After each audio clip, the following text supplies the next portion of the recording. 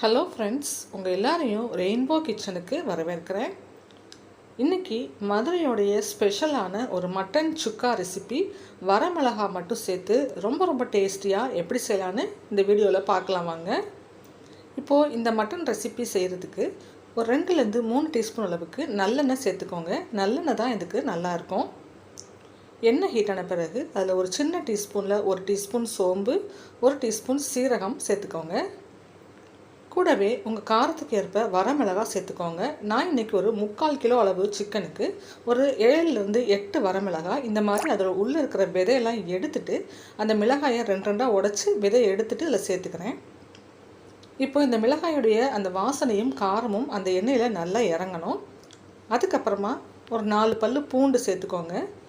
ஒரு பெரிய வெங்காயம் நல்லா கட் பண்ணிவிட்டு சேர்த்துருக்கேன். இதுக்கு பதிலாக நீங்கள் சின்ன வெங்காயம் நல்லா 1 கப் அளவுக்கு சேர்த்துக்கிட்டிங்கன்னா டேஸ்ட் இன்னுமே நல்லாயிருக்கும். நான் இன்றைக்கி சின்ன வெங்காயம் என்கிட்ட இல்லைங்கிறதுனால பெரிய வெங்காயம் சேர்த்து இதை நல்லா வதக்கிக்கிறேன். 1 டீஸ்பூன் அளவுக்கு இஞ்சி பூண்டு பேஸ்ட்டும் சேர்த்துக்கோங்க. இப்போ இந்த வெங்காயம் நல்லா கலர் மாறுற வரைக்கும் மிதமான தீயில வச்சு நல்லா வதக்கிக்கணும். இந்த சுக்கா வறுவலுக்கு நம்ம மிளகாய்த்தூள், மல்லித்தூள் எதுவுமே சேர்க்க போகிறதில்ல. இந்த வெங்காயம், அதுக்கப்புறமா நம்ம சேர்த்துருக்கிற இந்த இஞ்சி பூண்டு, அப்புறம் இந்த வரமிளகாயுடைய காரம், ஃப்ளேவர் இது மட்டும்தான் இந்த சுக்காவுக்கு நம்ம சேர்த்துருக்கோம். இது எல்லாமே சேர்ந்து நல்ல ஒரு சூப்பரான மசாலாவாக அந்த சுக்காவில் நல்லா கோட் ஆகி சூப்பராக கிடைக்கும். இப்போ மீடியம் சைஸில் ஒரு தக்காளி கட் பண்ணி சேர்த்துக்கிறேன். தக்காளியும் சேர்த்துட்டு நல்லா வதக்கி விட்டுடலாம். தக்காளி வதங்கும் போது கொஞ்சமாக உப்பு சேர்த்துக்கோங்க. நம்ம மட்டன் ஏற்கனவே நான் குக்கரில் கொஞ்சம் உப்பு சேர்த்து வேக வச்சுருக்கேன். அதனால் இப்போ தக்காளி, இந்த வெங்காயம் இதெல்லாம் வதங்கிறதுக்காக மட்டும் ஒரு 1/2 டீஸ்பூன் அளவுக்கு உப்பு சேர்த்துக்கிறேன். சேர்த்து நல்லா இது நிறம் மாற வதங்குற வரைக்கும் நல்லா வதக்கி விடுங்க. நம்ம குக்கரில் மட்டன் வேக வைக்கும் போதே மஞ்சள் தூளும் சேர்த்து வேக வச்சுருக்கோம். அதனால் இப்போ தனியாக அதில் மஞ்சள் தூள் நான் எதுவும் சேர்க்கலை. இப்போ வாங்க நம்ம குக்கரில் வேக வச்சுருக்கிற அந்த மட்டன் பார்த்துடலாம். பாருங்கள், இந்த மாதிரி மட்டனில் 1 டம்ளர் மட்டும் தண்ணி, அது நனைகிற அளவுக்கு கொஞ்சமாக தண்ணி சேர்த்துக்கோங்க. ஏன்னா மட்டனே கொஞ்சம் தண்ணி விடும். தண்ணி சேர்த்துட்டு உப்பும் மஞ்சள் தூளும் மட்டும் சேர்த்து இந்த மாதிரி ஒரு 4லேருந்து 5 விசில் கொடுத்து வேக வச்சு எடுத்துக்கோங்க. இப்போது இந்த வெந்த மட்டன், அந்த தண்ணி எல்லாத்தையுமே நம்ம வெங்காயம் தக்காளிலாம் வதக்கிட்டு இருக்கோம் இல்லையா, அதில் சேர்த்துக்கலாம். சேர்த்துட்டு மீடியம் ஃப்ளேமில் வச்சு இதை நல்லா கொதிக்க விடுங்க. அப்பப்போ இடையில அடி பிடிச்சிடாமல் இருக்கிறதுக்காக கரண்டி வச்சு கலந்து விட்டுட்டே வாங்க.